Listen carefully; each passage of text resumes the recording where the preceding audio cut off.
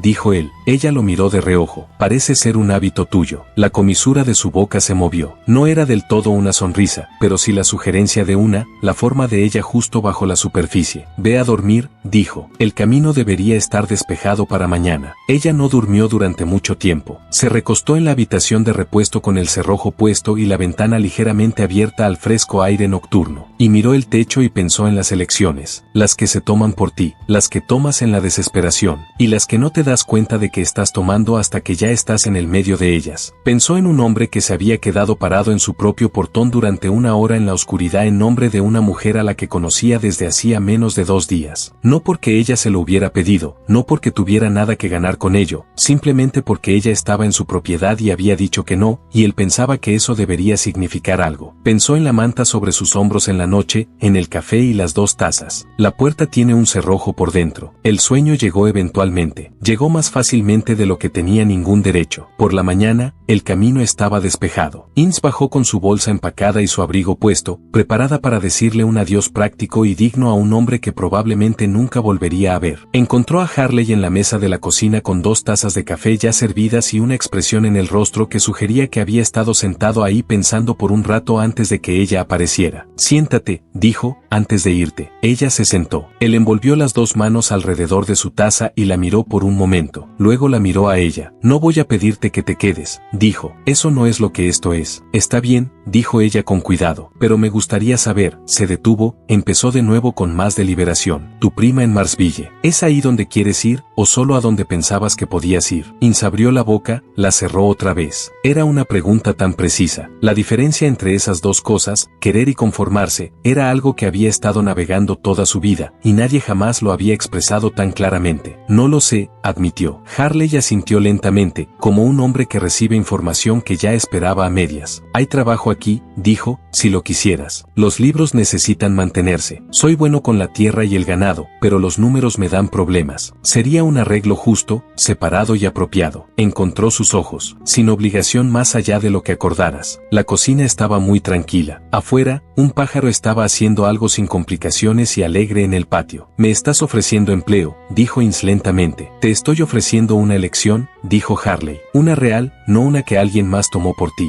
Ella se quedó. No porque no tuviera a dónde más ir, había dado vuelta a esa excusa con cuidado y descubierto que no era suficientemente verdadera como para esconderse detrás de ella. Se quedó porque cuando tomó su bolsa y caminó hasta la puerta y se quedó parada ahí por un momento, mirando la mañana, descubrió que el jalón que sentía no era hacia el camino. El arreglo fue exactamente lo que él había dicho que sería, separado y apropiado, y justo de la manera en que solo las cosas libremente acordadas pueden ser justas. Ella llevaba los libros, administraba las cuentas del hogar con una precisión que Harley reconocía con un tipo de aprobación tranquila que ella descubrió, para su propia sorpresa, que valoraba más que el elogio elaborado. Las semanas pasaron en el mismo ritmo tranquilo que esos primeros 2 días, y lentamente, tan lentamente que ninguno de los dos podría haber señalado el momento en que cambió, la distancia cuidadosa entre ellos se convirtió en otra cosa, no más pequeña exactamente, solo más cálida, de la manera en que una habitación se calienta cuando el fuego lleva suficiente tiempo encendido como para que olvides que alguna vez hizo frío. Él comenzó a pedirle su opinión sobre las cosas. Ella comenzó a ofrecerla sin esperar a que se la pidieran. Discutieron una vez, productivamente, sobre si el pastizal del este valía el costo del cerco, e Ince resultó tener razón, lo cual Harley reconoció sin ceremonias y sin resentimiento, lo cual ella encontró más atractivo de lo que estaba inmediatamente preparada para manejar. Le escribió a su prima en Marsville y explicó en términos cuidadosos y no del todo completos que sus planes habían cambiado. Su padre no regresó. Era un martes de finales de diciembre, ordinario en todos los sentidos excepto en que no lo era, cuando Harley entró del frío con el sombrero en las manos y se quedó de pie en el umbral de la cocina mirándola con una expresión que ella no le había visto antes. No era exactamente incertidumbre, pero sí su borde. Hay algo que quiero decir, dijo. Ince dejó lo que estaba haciendo y le prestó su completa atención. Él estuvo callado por un momento. Luego, no creo que estuviera viviendo antes de que llegaras aquí. Solo estaba ocupando el lugar. Lo dijo simplemente, sin dramatismo, mirándola de la manera en que miraba todo, directamente y sin evasión. No quiero volver a eso. La cocina sostuvo las palabras. Ince miró a este hombre que la había cubierto con una manta sin despertarla, que se había quedado parado en un portón en la oscuridad durante 1 hora sin que se lo pidieran, que le había ofrecido una elección cuando nadie más en su vida había pensado en hacerlo. Y sintió que algo se asentaba en su pecho con la finalidad de algo que ha encontrado el lugar al que pertenece. Entonces no lo hagas, dijo. Se casaron en primavera. No fue una boda grande. Ninguno de los dos quería eso. Una pequeña ceremonia en la sala de la casa que había dejado de ser, en algún momento de los meses entre octubre y abril, solo suya. Vino el ministro del pueblo, y 2 vecinos sirvieron como testigos. Y cuando terminó, Harley tomó su mano como hacía todo, tranquilamente y con completa intención, y no la soltó. El pueblo de Caldwell Crossing habló de ello durante aproximadamente 2 semanas. Luego encontraron otras cosas de que hablar, como siempre hacen los pueblos. Harley e Ince Thornbell no lo notaron particularmente. Tenían un pastizal que cercar, libros que mantener y una vida que construir de esa combinación particular de 2 personas que cada una, a su manera, había estado esperando sin saber qué era lo que esperaban. Para el siguiente invierno, había una cuna en la habitación de repuesto. El cerrojo por dentro de la puerta no había sido girado en meses. Algunas cosas comienzan en la desesperación y se convierten en lo más verdadero que jamás encontraste. Algunas puertas que atraviesas en la oscuridad resultan llevar exactamente a donde necesitabas ir. Ince Alderton había huido de un futuro que no había elegido y había entrado, mojada y temblando y completamente por accidente, al único que alguna vez quiso.